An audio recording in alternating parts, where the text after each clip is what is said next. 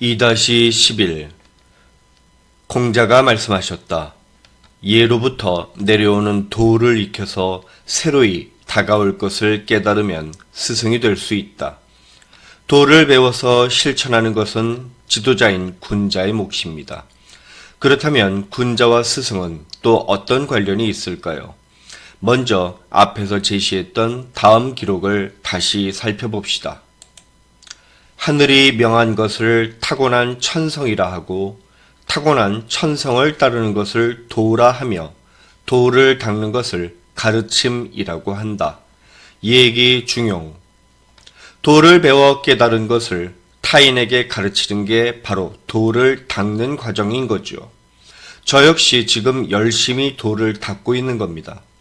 그런데 왜 도를 깨달은 다음에는 타인에게 가르쳐야 하는 걸까요?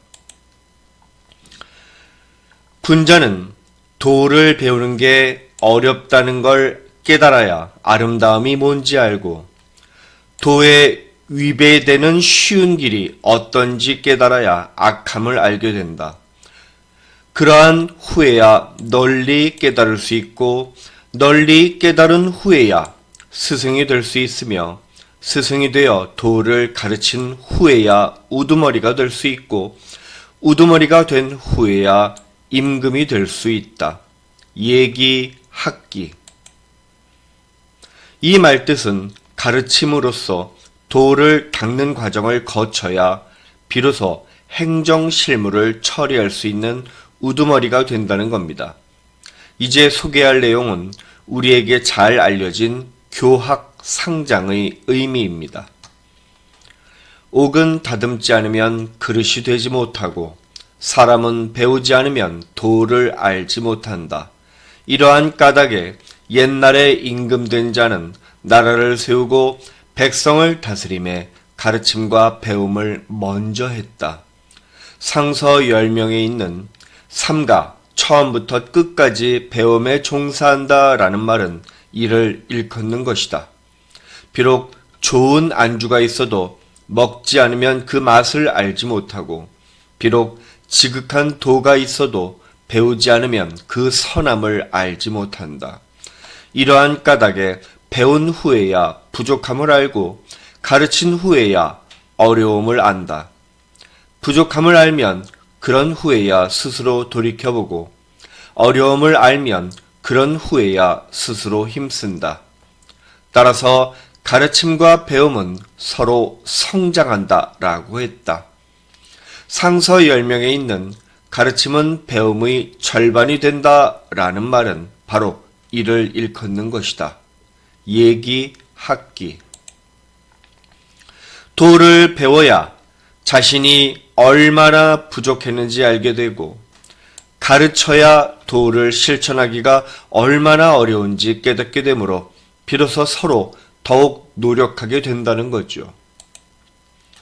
군자가 도를 실천하기 위해서는 먼저 도를 배워야 합니다. 도를 닦으려면 스승이 되어서 백성들을 가르쳐야 하는데 그래야 어려움을 깨달아 비로소 더욱 정진하니까요. 그런 노력을 거친 후에야 우두머리가 되어서 도를 행정 실무에 적용할 수 있고 또 그런 후에야 비로소 진정한 나라의 지도자가 될 수 있습니다. 따라서 공자는 예로부터 내려오는 대원칙인 도를 배워서 다가올 새로운 일들을 대처할 수 있다면 장차 올바른 지도자인 군자가 되어 나랏일을 맡을 수 있다고 말한 것임을 알 수 있습니다. 즉, 원칙을 바탕으로 하는 응용을 중시한 거죠.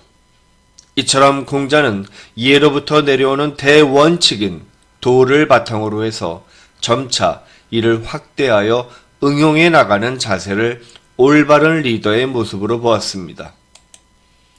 그런데 노자는 공자와 달리 멀리 나가지 말고 다시 근본으로 돌아와서 대원칙만 따르면 된다고 말합니다.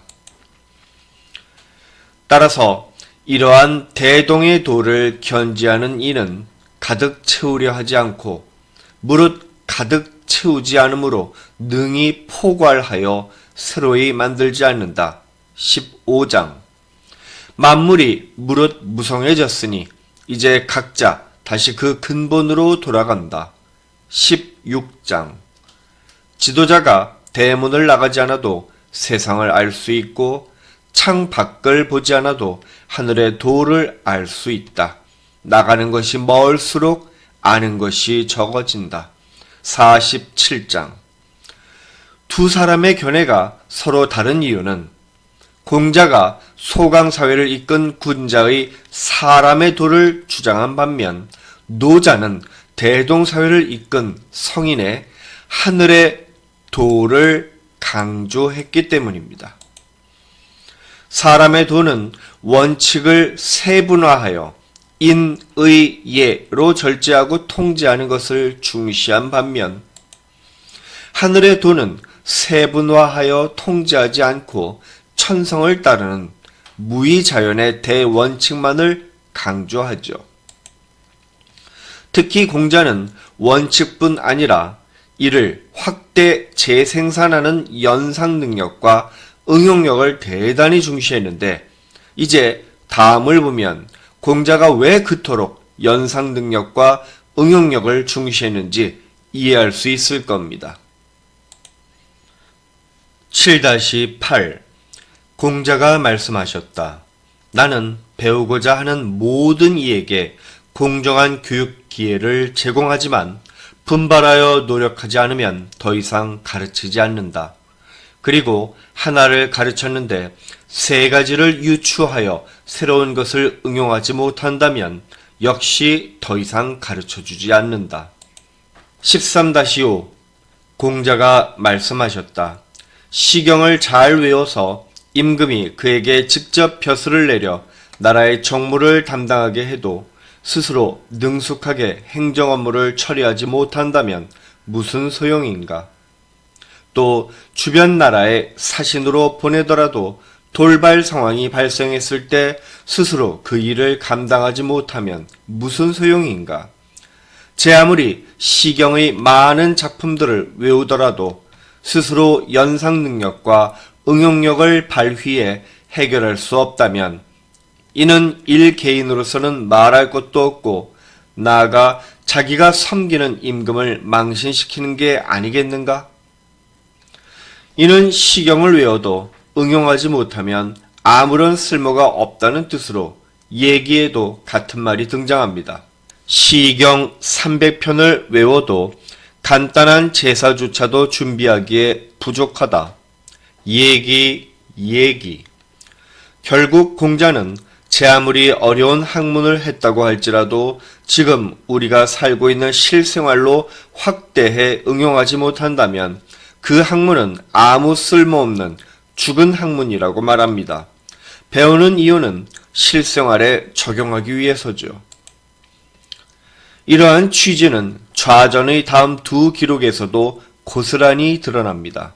참고로 시경 상서라는 작품은 사람으로 태어나서 한 마리 쥐보다도 못하면 왜 사냐고 꾸짖는 내용을 담고 있습니다. 제나라 경봉이 노나라를 방문했는데 그의 수레가 아름다웠다. 맹손씨가 숙손씨에게 말했다. 경봉의 수레가 아름답지 않습니까? 숙손씨가 말했다. 내가 듣기로는 의복과 장신구가 자기 신분에 걸맞지 않으면 필히 나쁜 결과를 갖게 될 것이다 라고 했는데 아름다운 수레가 무슨 필요가 있겠소? 숙손씨와 경봉이 식사를 하는데 경봉의 태도가 불경스러웠다. 이에 시경상서를 연죽해 했는데 역시 그 의도를 이해하지 못했다. 좌전 양공 27년. 여름 송나라 화정이 노나라를 방문했는데 이는 송나라의 새로운 임금과 노나라의 임금의 우정을 잇게 하기 위해서였다. 노나라에서 그를 위해서 연회를 열어주고는 시경 요소를 연죽해 했다. 그런데 화정은 그 의도를 알지 못했고 이에 또 다른 시경 작품을 연죽해 했지만 화정은 그에 화답하지도 못했다. 소자가 말했다. 저 사람은 반드시 망하리라. 연회에서 쓰이는 언어를 이해하지 못하고 총애와 신임을 받는 영화로움을 널리 알리지도 못하며 아름다운 덕을 알지 못하고 함께하는 복도 받지 못하는데 어찌 그 자리에 있을 수 있겠는가. 좌전 소공 12년. 시경 요소는 제후들이 연회에 참석하여 주나라 천자의 장수와 만복을 기원하는 내용을 담고 있습니다. 이제 응용과 관련된 사례를 생각해 보죠. 아토피 피부염은 주로 유아기나 소아기에 시작되는 피부 질환입니다. 발생 원인이 학술적으로 명확히 밝혀지지는 않았지만 산업화에 따른 환경 공해와 식품 첨가물 사용의 증가, 그리고 주거 환경 등으로 추측하고 있습니다. 특히 아파트나 단독주택 등에서 자주 발생되므로 아토피를 발생시키는 4가지 실내 환경인자로 습도, 곰팡이, 온도, 그리고 새집 증후군을 꼽습니다. 그런데 이 고질적인 문제가 의외로 단순한 아이디어 하나로 해소되었는데 그 해결 방안이 바로 황토로 만든 판을 벽 내부에 덧대어 붙이는 방식의 인테리어였습니다. 황토는 비염과 불면증 및 혈당 조정과 암세포 억제 기능이 있거니와 또한 방음과 단열에도 효과적이며 탈취나 습도 및 온도 조절 기능까지 있는 것으로 알려져 있습니다. 이처럼 다양한 효능을 가진 황토는 조선시대부터 널리 사용해 왔는데 그 이유는 진흙과 물을 섞은 후 햇빛에 말려 사용하면 되기 때문이었습니다. 과거 선조들의 지혜를 현대식 인테리어의 형식으로 확대, 응용하여 많은 사람들의 고충을 덜어낼 수 있게 된 겁니다. 이처럼 탁상 행정에 머물지 않고 옛날의 지혜를 응용하여 오늘날 우리 삶에 긍정적인 영향을 주려고 끊임없이 노력하는 인물에게 행정을 맡긴다면 세상은 지금보다 훨씬 더 나아지지 않을까요? 2-12 공자가 말씀하셨다. 도를 배워서 실천하는 지도자인 군자는 작은 한 분야에 치우쳐 전문가가 되지 않는다. 가르침의 목적은 바로 옛 성현들의 통치 이념인 도를 배우고 익혀서 실천하게 하는 데 있다. 무릇 이와 같이 도를 이해하고 실천하면 곧 주변 나라의 백성들이 자기 자식을 업고 몰려올 텐데 도를 배우고 부단히 노력하여 실천하는 올바른 지도자가 어찌 스스로 한 작은 분야에 치우쳐 전문가가 되려고 하는가? 성인은 인류를 창조하여 이 세상과 더불어 시작된 대동사회를 도로 이끈 인물이죠. 따라서 누구에게 배운 것이 아니라 스스로 도를 깨우친 인물들입니다. 반면 군자는 성인의 도를 후천적으로 배워서 실천한 인물들이고요. 하지만 성인과 군자는 모두 도로 세상을 다스렸다는 공통점이 있습니다. 반면 그릇은 도의 구성 요소들을 유기적으로 조화롭게 실천하는 경지에는 미치지 못합니다. 이미 앞에서 몇몇 가지를 언급했듯이 도는 수많은 구성 요소들로 이뤄진 집합체입니다. 사랑처럼 만지거나 볼 수 없는 형이상학적인 추상명사죠. 성인과 군자는 이 도의 구성 요소들을 조화롭게 실천한 인물들이었던 겁니다. 하지만 그릇은 도의 구성 요소 모두가 아닌 한둘 혹은 몇몇 가지만 실천할 수 있을 뿐이었죠. 그래서 한 나라를 이끄는 최고 지도자가 아닌 일개 기관을 담당하는 수장의 역할 정도만 수행할 수 있었습니다. 이제 이와 관련된 다음 구절을 살펴보죠. 5-3 자공이 물으셨다. 저의 정치적 재능은 어떻습니까? 공자가 말씀하셨다. 정치하는 이는 대동사회의 지도자인 성인과 소강사회의 지도자인 군자, 그리고 기, 즉 전문가의 순서로 나눌 수 있는데 너는 전문가이다.